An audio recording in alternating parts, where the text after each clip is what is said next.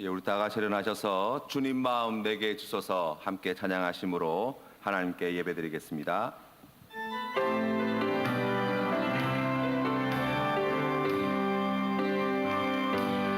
오소서 주님 나의 마음을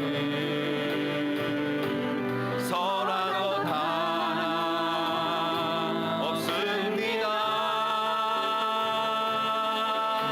그러나 내 모든 것 주께 드립니다.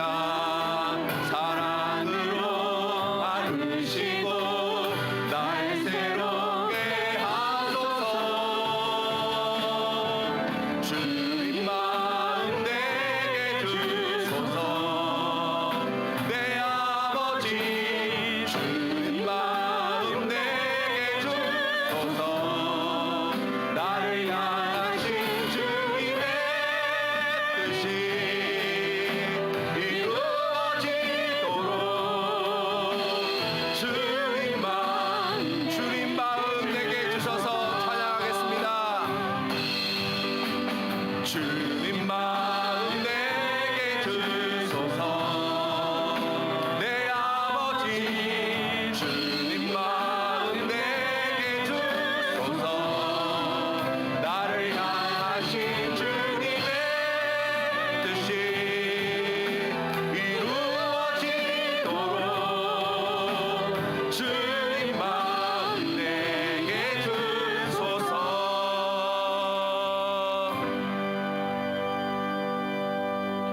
나는 전능하신 아버지 하나님 천지의 창조주를 믿습니다. 나는 그의 유일하신 아들 우리 주 예수 그리스도를 믿습니다. 그는 성령으로 잉태되어 동정녀 마리아에게서 나시고 본디오 빌라도에게 고난을 받아 십자가에 못 박혀 죽으시고 장사된 지 사흘 만에 죽은 자 가운데서 다시 살아나셨으며 하늘에 오르시어 전능하신 아버지 하나님 우편에 앉아 계시다가 거기로부터 살아있는 자와 죽은 자를 심판하러 오십니다. 나는 성령을 믿으며 거룩한 공교회와 성도의 교제와 죄를 용서받는 것과 몸의 부활과 영생을 믿습니다. 아멘.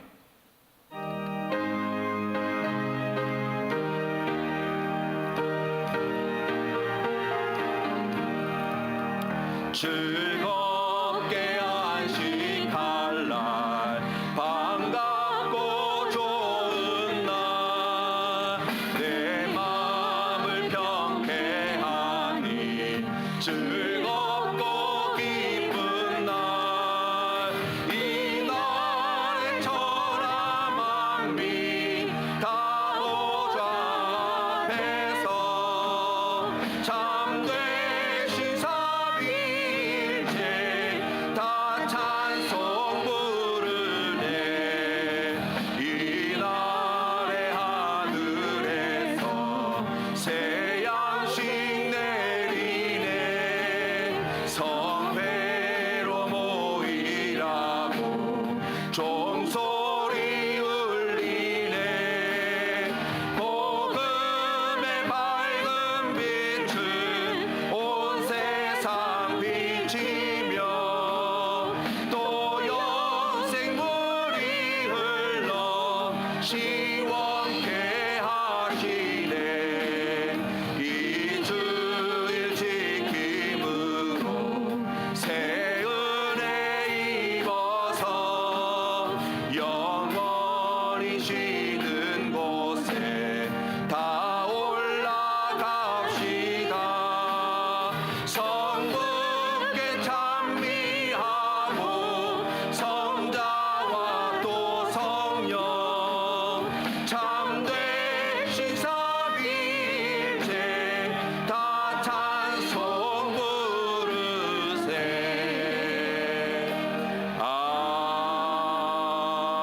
아멘.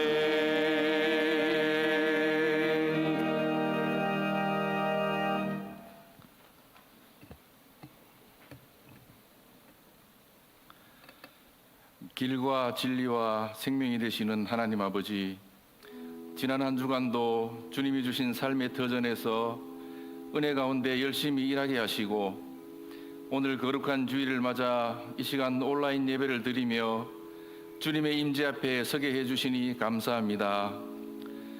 코로나 바이러스로 인해 전 세계가 신음하는 가운데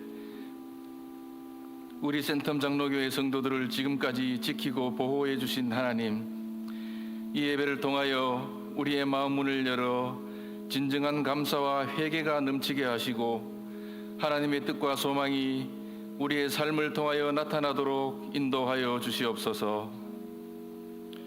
하나님 아버지, 코로나 바이러스가 또다시 확산되어 우리의 일상이 자유롭지 못한 가운데 있습니다.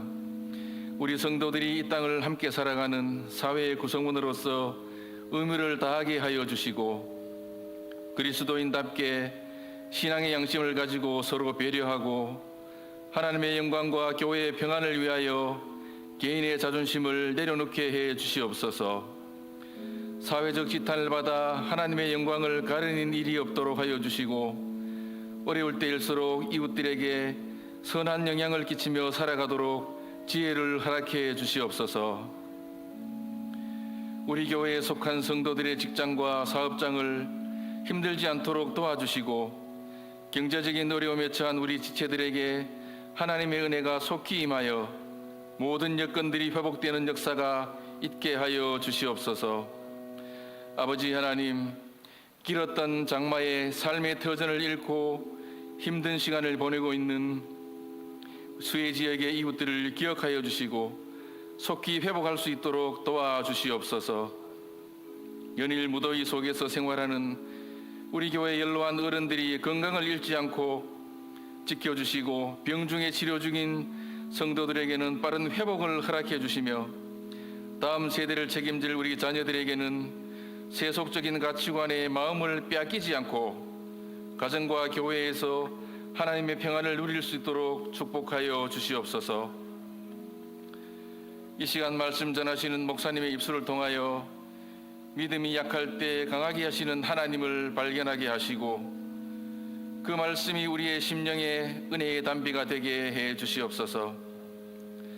특성으로 영광 돌리는 사랑하는 우리 자녀들을 축복하여 주시고 선교지에서 수고하는 선교사들과 이 시간 온라인으로 예배드리는 우리 성도들을 한 주간도 지켜주시고 하루속히 질병이 종식되어 우리의 일상이 회복되도록 도와주시옵소서.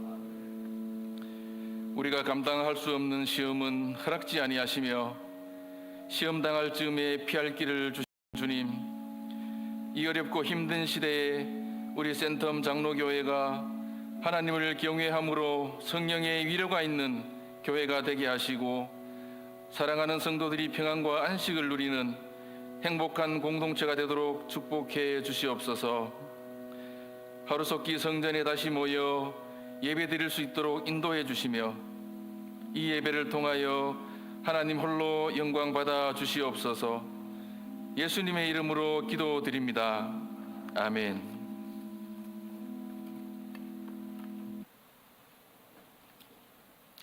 예, 잠시 광고 말씀 드리도록 하겠습니다. 지금 전국적으로 코로나 사태가 다시 확산이 되어서 부득이하게 온라인 예배로 드리게 되었습니다. 사랑하는 성도님들의 삶의 자리에서 우리 가정에서 또 직장에서든지 어디에서든지 이 예배 시간을 함께 할 때에 우리가 성전에 나와서 함께 예배드리는 그러한 마음과 또 정성을 다하여 하나님께 예배드리시는 우리 성도님들 되시기를 바랍니다.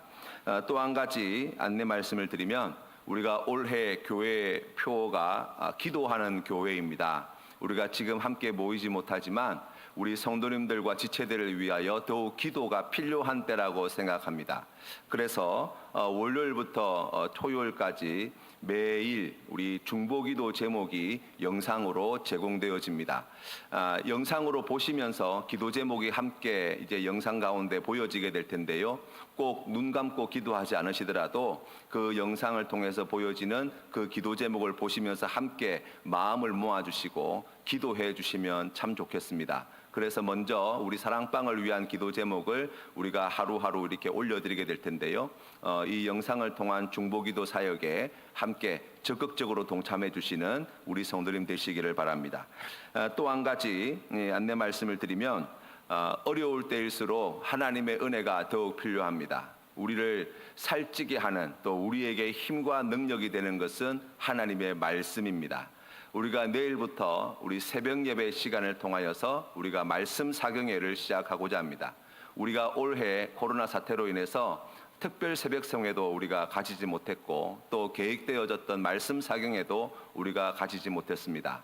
하지만 우리가 이러한 어려운 때에 더욱 말씀의 은혜가 필요하고 하나님 앞에 나아가야 할 당위성을 우리가 가지고 있는데 우리가 이러한 은혜의 때를 우리가 결코 놓쳐서는 안 되겠다 하는 생각이 들었습니다. 그래서 우리 당회에서 결정할 때 이러한 어려운 때에 성도님들이 말씀을 통해서 은혜 받을 수 있도록 또 우리가 하나님 앞에 마음과 정성을 다하여서 우리가 새벽 시간부터 주님 앞에 나온다는 그러한 귀한 믿음의 결단을 가지고 우리가 월, 화, 수 3일 우리 귀한 목사님 모시고 말씀을 통해서 은혜 받는 시간을 준비하였습니다.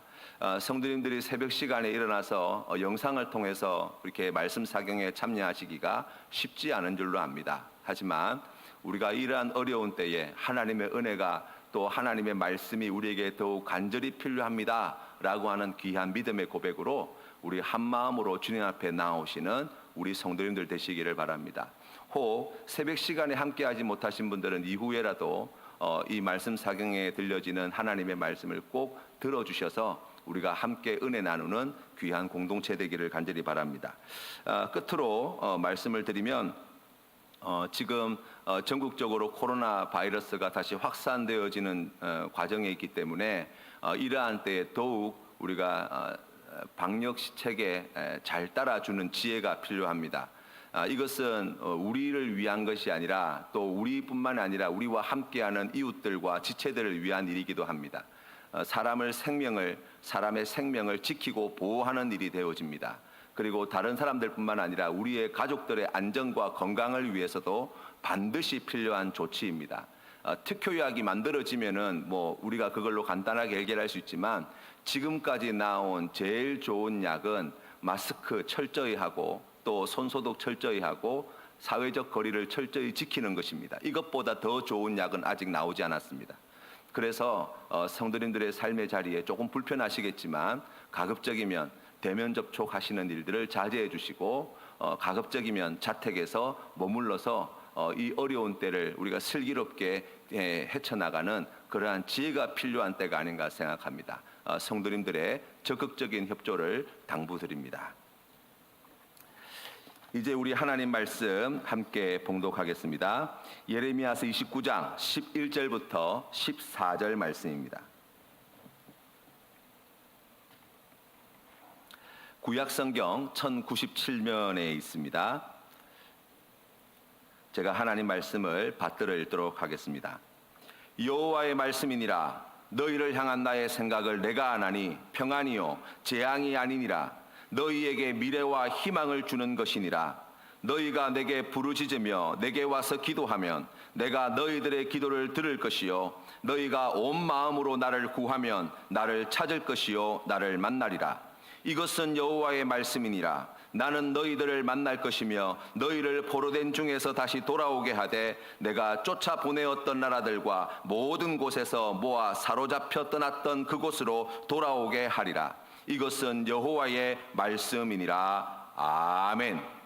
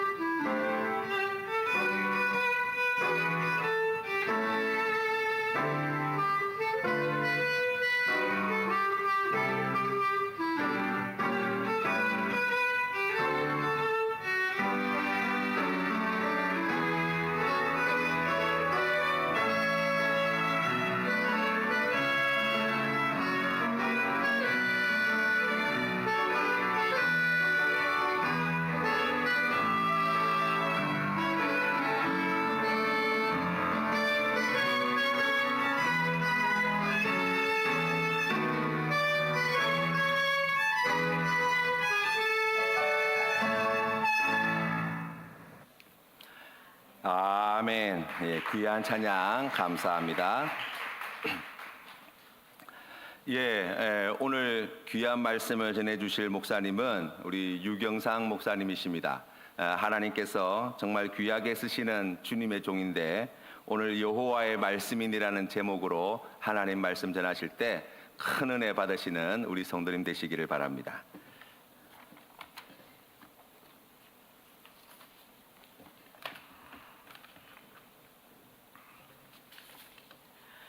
잠시 기도하시겠습니다.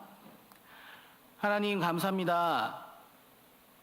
부족한 종을 통하여서 오늘도 하나님 성전 가운데서 예배할 수 있게 하시고, 주님, 교회가 다 흩어졌지만 각자의 처소에서 각자의 자리에서 주를 지킬 수 있고 주님을 예배할 수 있게 하심에 감사함을 드립니다. 우리가 이 말씀 붙잡고 믿음으로 나아갈 때 주님, 우리 가운데 역사하실 하나님을 기대합니다. 우리 가운데 말씀하실 주님의 은혜를 기대합니다. 그 소망을 품고 믿음으로 나아갈 수 있도록 하여 주시옵소서. 거룩하신 예수님의 이름으로 간절히 기도하옵나이다. 아멘. 유다 백성들이 하나님께 불순종하여 바벨론의 포로로 잡혀가게 되었습니다.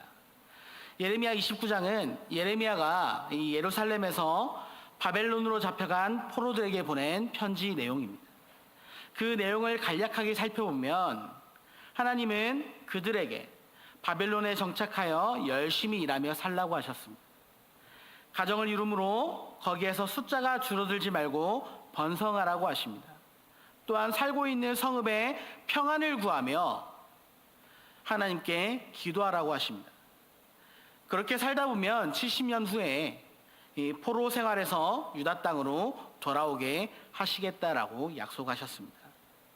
사실 이때는 아무런 소망이 없는 상황입니다. 지금 나라가 완전히 망하고 수많은 사람들이 살육을 당하며 자기 나라를 멸망시킨 나라 가운데 포로로 끌려왔으니 그 가운데 어떠한 소망을 가질 수가 있겠습니까? 지금 그런 상황에서 거짓 선지자들은 이전에도 유다가 망하지 않는다라고 거짓 예언을 했고, 지금도 포로가 되었지만 곧 돌아올 것이고 모든 것이 금방 회복될 것이다 라고 거짓된 예언을 하고 있는 상황입니다. 무엇이 무엇인지, 앞으로 어떻게 될 것인지 전혀 생각조차 할 수 없는 상황인 것입니다.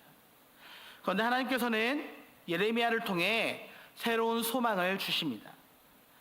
70년 후에는 돌아오게 하시겠다라고 약속을 하시는 겁니다. 70년이나 시간을 우리가 한번 계산해 보면 결코 짧은 시간이 아닙니다. 한 세대가 거쳐가는 시간입니다.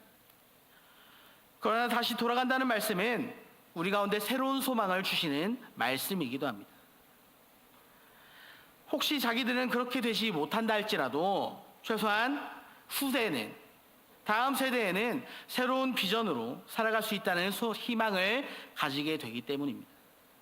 당시 거짓된 선지자들이 하나님께서 주시지도 않은 말씀을 마치 하나님이 주신 말씀처럼 선포하며 백성들에게 헛된 소망을 품어주었습니다. 망하기 전에는 하나님이 지켜주셔서 우리는 망하지 않는다. 망한 후에는 지금 이제 이 모든 것들이 금방 다 회복될 것이다 라고 말합니다. 그런데 예레미야는 망하기 전에는 이제 곧 망할 것이기 때문에 바벨론의 말을 잘 들어야 한다라고 예언을 했고, 망한 다음에는 바벨론에 잘 정착하여서 그 땅 가운데 살아야 한다고 예언합니다. 둘 중에 우리가 유대 백성이라면 어떤 말에 귀가 더 솔깃하시겠습니까? 우리야 당연히 이 성경 가운데 예레미야 선지자의 말이 하나님의 메시지인 줄 성경을 통해 알 수 있지만, 그 당시를 살던 유대의 백성들이 듣기에는 과연 그러했을까요? 듣기 좋은 말이 다 하나님의 말씀은 아닙니다. 그렇기 때문에 우리 가운데 하나님의 말씀을 분별할 수 있는 지혜가 필요하고, 우리의 의로움을 내려놓고 하나님이 하시는 말씀을 듣고 주님이 주시는 비전을 받아야 할 필요가 있습니다. 우리가 어떤 비전을 가지고 사느냐가 우리의 인생의 방향을 결정하기 때문입니다. 내가 어떤 비전을 가졌느냐 하는 것은 내가 나 자신을 어떻게 보느냐를 결정합니다. 꿈과 비전이라고 하면 무슨 거창한 것을 말하고 있는 것 같지만 그런 것이 아니라 우리의 삶의 목적을 말하는 것입니다. 나는 지금 무엇을 위해 이곳에서 살고 있는가? 이러한 질문에 대한 답이 나의 비전이며 삶의 목적이 될 것입니다. 예수 그리스도를 영접하여 하나님의 자녀가 된 사람들에게 하나님이 주신 비전을 발견하고 그것을 이루어 나가며 그것을 꿈꾸는 것보다 더 중요한 것은 없습니다. 그것이야말로 우리가 이 땅 가운데 존재하는 이유이며 우리가 살아가는 목적이기 때문입니다. 포로로 끌려가 어떻게 해야 할지 알지 못하고 방황하던 유대 백성들은 아무런 소망도 꿈도 없었습니다. 그러한 그들에게 하나님은 오늘 11절의 말씀으로 예레미야를 통해 분명히 말씀을 하고 계십니다. 11절 말씀을 다시 한번 우리가 함께 보도록 하겠습니다. 여호와의 말씀이니라. 너희를 향한 나의 생각을 내가 아나니 평안이요 재앙이 아니니라. 너희에게 미래와 희망을 주는 것이니라. 아멘. 하나님의 비전은 인격적으로 우리 가운데 소망을 주는 말씀입니다. 그렇다면 우리는 그러한 하나님의 비전을 어떻게 발견할 수 있을까요? 첫 번째는 모든 삶을 하나님께 드리는 것입니다. 하나님께서 장차 내게 무엇을 하기를 원하시는지 지금 미리 해야 할 일들이 있습니다. 로마서 12장 1절과 2절의 말씀을 제가 보도록 하겠습니다. 그러므로 형제들아 내가 하나님의 모든 자비하심으로 너희를 권하노니 너희 몸을 하나님이 기뻐하시는 거룩한 산 제물로 드리라. 이는 너희가 드릴 영적 예배니라. 너희는 이 세대를 본받지 말고 오직 마음을 새롭게 함으로 변화를 받아 하나님의 선하시고 기뻐하시고 온전하신 뜻이 무엇인지 분별하도록 하라. 아멘. 우리가 하나님이 기뻐하시는 거룩한 산 제물로 자기 자신을 드리는 삶을 살게 되면 하나님의 뜻을 분별할 수 있게 됩니다. 하나님의 뜻에는 특징이 있습니다. 그것이 무엇이냐면 선하고 하나님을 기쁘시게 하고 온전하게 이루어가는 것입니다. 온전하다라는 말은 딱 맞는다, 정확하게 일치한다라는 뜻을 함께 가지고 있습니다. 그러니까 이것은 하나님의 마음에 딱 맞고 정확히 일치한다라는 것입니다. 그러한 하나님의 뜻을 우리가 어떻게 발견할 수 있을까요? 성경은 나의 모든 부분을 하나님께 드릴 때 하나님의 뜻을 발견할 수 있다라고 말씀합니다. 하나님께 나를 드리지 않는 사람은, 하나님께 자신을 드리지 않는 사람은 하나님의 뜻을 발견하지 못한다라는 이야기가 되기도 합니다. 이것은 나의 시간과 재능과 돈과 가족과 인간관계, 또 과거와 현재와 미래까지 모든 것을 다 하나님께 내어드리는 것입니다. 그러한 것들을 드리지 않을 때, 또는 일부만을 드리고 나머지는 여전히 우리의 마음 가운데 간직하고 있을 때 자신의 삶을 향한 하나님의 마음을 발견하지 못하는 것입니다. 로마서의 말씀은 이 세대를 본받지 말라라고 분명히 말씀하고 있습니다. 왜 하나님의 뜻에 대해 말하면서 이 세상을 본받지 말라고 말씀합니까? 대부분의 사람들이 하나님의 뜻과 비전을 놓치는 이유는 그들이 하나님을 바라보지 않고 다른 사람이나 다른 것들, 특히 이 세상의 가치를 바라보며 따라가기 때문입니다. 다시 말해서 다른 사람들이 어떻게 하는지를 보면서 그들이 하는 대로 따라 살려고 하기 때문이라는 것입니다. 하나님께서 나에게 주신 비전을 발견하고 그것을 이루려 하는 것이 아니라 다른 사람들이 하는 대로 따라 살면서 세상의 흐름에 몸을 맡기고 같이 흘러가는 겁니다. 하나님께 주시는 꿈과 비전을 놓치는 가장 큰 이유는 그저 남들이 사는 대로 그대로 따라 살려고 하기 때문이라는 것이죠. 왜 하나님을 따라 살지 않고 남들을 따라 사는 인생이 되어야 합니까? 그런 것이 비전이라면 우리의 인생은 얼마나 허무한 삶입니까? 우리의 삶의 많은 것들이 잘못된 것은 아니지만 반드시 필요한 것이 아닌 경우가 더러 있습니다. 한때 웰빙으로부터 시작해서 욜로, 호캉스라는 신조어와 같이 더 나은 인생, 한 번 사는 인생, 후회 없이 지금 이 순간을 충분히 즐기고 만족감을 느끼자라는 생각에 유행을 하는 단어들입니다. 우리가 이 땅에서 누리는 이러한 많은 것들이 다 좋은 것들이긴 하지만 최고의 삶을 사는 방법은 아닙니다. 휴가 때마다 눈을 뜨면 바다가 보이는 호텔에서 자고 고급스러운 식당에서 맛있는 밥을 먹으면서 가격표를 보지 않고 마음껏 시켜 먹을 수 있다면 이러한 것을 마다할 사람이 세상에 어디 있겠습니까? 누가 편안한 것을 마다하고 수고스러운 것을 찾아 굳이 이러한 일들을 하며 살고 싶겠습니까? 그런데 이러한 것들을 쫓아 사는 인생이 잠시 잠깐의 만족스러운 삶을 살게 할 수 있을지는 모르겠지만 결코 하나님께서 원하시는 비전은 아니라는 것입니다. 자, 그렇다면 다시 한번 여러분께 질문을 합니다. 우리는 과연 무엇을 쫓아 우리의 인생을 살아가고 있습니까? 하나님의 말씀을 쫓아가는 인생입니까? 아니면 세상의 가치를 쫓아 살아가는 인생입니까? 하나님의 음성을, 하나님의 말씀을, 하나님께 주신 그 마음을 품고 살아가시는 인생이 되시기를 간절히 소망합니다.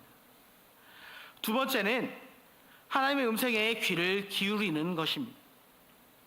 대화를 할 때 상대방의 생각을 가장 잘 이해하기 쉬운 방법이 있습니다. 그것은 내가 말하는 시간을 줄이고 상대방의 이야기를 경청하는 것입니다. 마찬가지로 하나님의 마음을, 그 비전을 알기 위해서는 먼저 하나님의 음성을 조용히 들을 필요가 있습니다. 볼 것 다 보고 들을 것 다 듣고 하나님의 비전을 발견할 수는 없는 것입니다. 우리는 하나님의 뜻이 무엇인지를 알고 싶은데 하나님께서 우리에게 음성을 들려주시지 않는다고, 우리에게 말씀하시지 않는다라고 불평을 할 때가 있습니다. 그런데 하나님의 뜻을 발견하지 못하는 이유가 정작 내가 조용히 하나님의 음성을 들으려고 한 적이 없기 때문에 그렇다고 생각해 본 적은 없으십니까? 우리의 마음에 항상 다른 무엇이 자리를 차지하고 있지 않습니까? 그렇기 때문에 하나님의 메시지가 들어오지 않는 경우가 있지 않느냐 하는 이야기입니다. 하나님은 우리와 만나시길 원하시며 오늘도 우리에게 말씀하길 원하시는 분이십니다. 본문 12절과 13절의 말씀을 다시 한번 함께 보도록 하겠습니다. 너희가 내게 부르짖으며 내게 와서 기도하면 내가 너희의 기도를 들을 것이요 너희가 온 마음으로 나를 구하면 나를 찾을 것이요 나를 만나리라. 아멘. 우리가 이 말씀을 많이 인용해서 기도를 할 때가 있는데 이 말씀은 아무 것이나 무엇이나 구하면 다 듣고 응답해 주시겠다 하는 말씀이 아닙니다. 예레미야를 통해 하나님의 마음을, 그 메시지를 들었으면 이제 거짓된 복음을 버리고 거짓 선지자들의 선동에 귀를 기울이지 말고 나에게로 나오라. 내 음성을 듣고 내 뜻 가운데 맞는 기도를 하라는 하나님의 부르심인 것입니다. 우리가 해야만 하는 기도는 우리의 목적을 이루는 기도가 아닙니다. 우리의 문제를 해결하기 위한 나의 만족과 유익을 위한 기도가 아닙니다. 우리가 정말 드려야 하는 기도는 이 땅의 평안을 위한 기도이며 미래의 희망을 위한 기도인 것입니다. 여기에 평안이라는 말씀은 우리가 잘 알고 있는 샬롬이라는 이야기입니다. 샬롬은 가득 채워지는 상태, 부족함이 없는 온전한 상태를 말하며 하나님께서 온전히 다스리시는 상태를 의미합니다. 그래서 우리는 이 땅에 하나님의 온전한 다스림이 이루어질 수 있도록 주님께 부르시며 기도해야 하는 것입니다. 그런데 이것은 여호와의 말씀이며 우리를 향한 하나님의 뜻입니다. 우리의 선택이 아니라 하나님의 백성들이 따라야만 하는 하나님의 명령인 것입니다. 하나님의 뜻을 분별하는 데 있어서 이러한 마음은 너무나 중요한 문제입니다. 하나님의 뜻 가운데 우리의 생각이 들어가고 우리의 인위적인 해석이 들어가면 말로 할 수 없는 비참한 일들이 벌어지기 때문입니다. 코로나19 바이러스로 인하여 온 세상이 시끄럽습니다. 우리나라도 이 문제로 많은 사람들이 고통을 겪고 있습니다. 그런데 처음 코로나 바이러스가 확산되어서 신천지 그리고 이태원 클럽 등과 같은 곳에서 확산이 돼서 퍼져나갈 때 많은 기독교인들이 하나님께서 이 바이러스를 통해서 그동안 사회 이면에 가려져 있던 어두운 문제들이 드러나게 하셨다라고 말하며 신천지와 같은 사이비, 이단 그들이 세상의 민낯을 드러내게 되었다라고 기뻐하셨습니다. 하나님의 뜻을 분별하기 위해 침묵하고 말씀 가운데 귀 기울이며 기도하는 것이 아니라 하나님께서 이렇게 심판하신다. 하나님께서 이 땅에 공의를 행하신다. 정의를 나타내셨다. 자의적인 해석을 일삼았습니다. 그 당시에는 그것이 일면 맞는 것처럼 보일 때가 있었습니다. 그런데 시간이 흘러 지금은 어떻습니까? 코로나19 바이러스가 2차 대유행 조짐을 보이고 있는 이 시대, 그 매개체가 바로 교회가 되지 않았습니까? 정치적인 이야기를 하려는 것은 아니지만 광화문에 모여서 마스크도 끼지 않고 찬양하고 시위하고 코로나 바이러스 검사도 받지 말라라고 말하며 어떤 교회들은 종교의 자유를 주장하며 행정명령에 불복종하며 벌금을 물고서라도 예배를 강행하겠다라고 선포하는 모습을 보면 정말 죄송하지만 저는 교회가 기독교가 신천지보다 더 신천지를 비난하고 욕하면서 왜 신천지보다 더 심한 짓을 하고 있는지 마음 가운데 의문이 생깁니다. 그럼에도 그동안 신천지를 신랄하게 비난하며 하나님의 정의를 외쳤던 분들 중에 그때와 마찬가지로 한국교회가 하나님 앞에 죄를 지었습니다. 우리가 하나님의 심판을 받았습니다. 한국교회가 그동안 이 땅 가운데에서 빛과 소금의 역할을 다하지 못하고 맡을 잊어버렸습니다.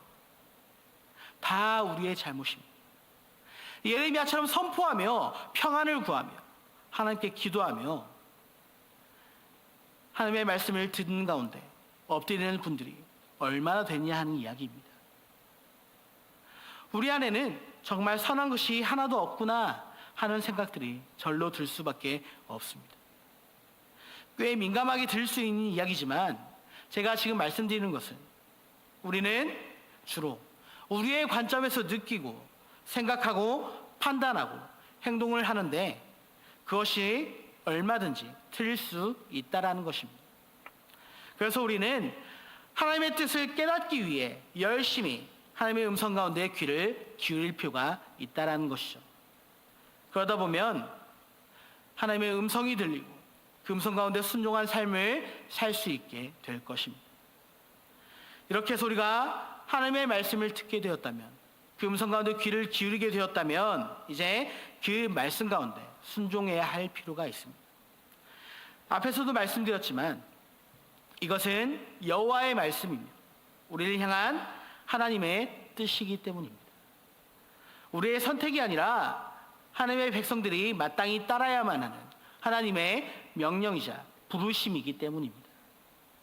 요한복음 8장에는 현장에서 간음을 하며 붙잡힌 한 여인이 등장을 합니다. 등장을 하기에도 뭐한 것이 현장에서 음행 중에 붙잡힌 여인을 끌고 왔다라고 하는 것이 음행을 하고 계셨군요. 안타깝지만 현장에서 적발되셨습니다. 이 율법을 어기셨으니까 이제 광장으로 가서 심판을 받으셔야겠습니다. 어서 옷을 추스리시고 매무새를 다듬으시고 같이 따라 나가시죠. 이렇게 인격적으로 평화롭게 대화가 오고 가지는 않았을 것이기 때문입니다. 모르긴 몰라도 음행을 하던 중에 붙잡혀서 끌려왔으니 옷은 헐벗고 수치스러움과 심판에 대한 두려움 가운데 따라가지 않으려고 몸부림치면서 강제로 끌려 나왔을 것입니다. 그 여인의 모습이 혹시 상상이 되십니까? 그들이 이렇게 예수님 앞에 이 여인을 끌고 온 이유가 무엇일까요? 요한복음 8장에서는 이렇게 말씀을 합니다. 그들이 이렇게 말하면 고발할 조건을 얻고자 하여. 그 당시 유대의 종교 지도자들에게 예수님은 눈의 가시와 같은 존재였습니다. 그래서 예수님을 고발하여 예수님을 제거하기 위하여 예수님을 고발할 건수를 얻기 위하여 이러한 상황들을 만들었다라는 것입니다. 그때 예수님께서 이들 가운데 이렇게 말씀하십니다. 너희 중에 죄 없는 자가 먼저 돌로 치라. 이 말씀을 듣고 놀라운 일들이 벌어지는데 그들이 이 말씀을 듣고 양심의 가책을 느껴 어른으로 시작하여 젊은이까지 하나씩 나가고 오직 예수와 그 가운데 섰는 여자만 남았더라. 예수님을 고발할 조건을 찾기 위해 이를 꾸미던 자들이 오히려 양심의 가책을 느껴 하나씩 자리를 떠나갔다라는 사실입니다. 예수님을 고발할 조건을 찾기 위해 기략을 꾸미던 자들조차 이 말씀의 권위 가운데 반박하지 못하고 순종하였습니다. 우리가 하나님의 말씀에 귀 기울이며 그 말씀 가운데 순종한다라는 것은 우리의 삶 속에 하나님의 권위를 인정한다라는 것입니다. 우리가 지금 살아가고 있는 모든 상황 속에서도 하나님은 우리와 함께하고 계십니다. 우리의 인생을 하나님께서 핸들링하고 계시고 우리의 삶을 주관하고 계십니다. 이러한 상황 속에서 우리가 평안히 살아갈 수 있는 것은 우리가 해야만 하는 것은 하나님께 부르짖고 기도하고 하나님을 구하고 하나님을 찾는 것입니다. 사랑하는 센텀 장로교회 성도 여러분, 하나님께서 우리에게 유일하게 전부를 원하시는 것이 있습니다. 하나님은 우리에게 너가 가지고 있는 모든 것을 내게 달라, 내어놓으라 말씀하지 않으십니다. 우리에게 너의 모든 시간을 나를 위해 사용해라 말씀하지 않으십니다. 그런데 우리에게 모든 것을 맡기시면서 100% 요구하시는 것이 있습니다. 그것은 바로 우리의 마음입니다. 이 시간 잠깐 배우자를 한번 생각해 보십시오. 남편이 여러분께 청혼을 할 때 이렇게 청혼을 한다고 칩시다. 제 마음의 80%를 당신께 드리겠습니다. 20%는 제 거예요. 그러니까 저와 결혼해 주시겠습니까? 이렇게 프로포즈를 한다면 이런 이야기를 듣고 결혼하실 자매님들이 계실까요? 그래도 감사하며 살겠다라는 분이 계십니까? 100%를 다 줘도 못 믿을 것 같은데 그마저도 다 주지 않겠다는 사람과 함께 인생을 살아가실 수 있겠습니까? 만약 저의 딸이 그런 프로포즈를 받았다고 한다면 저는 그런 사람에게 저의 딸을 절대 맡기지 못할 것 같습니다. 지금 하나님께서 우리에게 원하시는 것이 바로 이러한 것입니다. 내가 너의 상황을 안다. 내가 너의 처지를 잘 안다. 나에게 와서 기도해라. 내가 들어줄게. 전심으로 나를 믿고 나를 찾아라. 내가 만나줄게. 말씀을 하고 계시는 것입니다. 대신에 우리에게 말씀하시는 것은 대신에 너의 마음의 모든 것을 나에게 다오. 너의 모든 마음을 나에게 맡겨다오. 너의 100% 나에게 쏟아 부어다오. 하나님께서 정말 우리에게 원하시는 것은 바로 우리의 마음입니다. 온 마음을 다해 주님을 인정하며 그 말씀을 따라 순종함으로 이 혼란스럽고 어려운 시대 속에서 믿음을 지키며 마음을 지키며 살아가는 것입니다. 이러한 은혜가 오늘 모든 센텀 장로교회 성도님들의 삶 속에 믿음으로 고백되어지는 은혜가 있기를 간절히 소망합니다. 여호와의 말씀 가운데 여호와의 말씀이니라 그 말씀의 권위 가운데 순종하며 믿음으로 나아가시기를 간절히 소망합니다.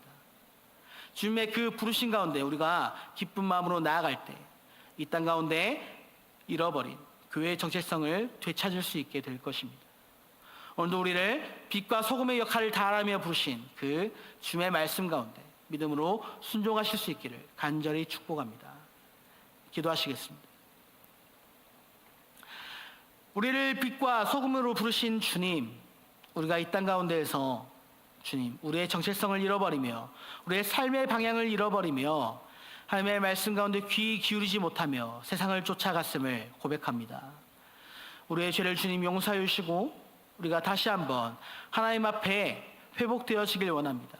다시 한번 우리가 하나님의 말씀 앞에 귀 기울이길 원하며 그 가운데 엎드리길 원합니다. 하나님의 말씀 가운데 우리가 기쁨으로 나아가길 원하오니 주님, 우리와 함께하여 주시옵소서.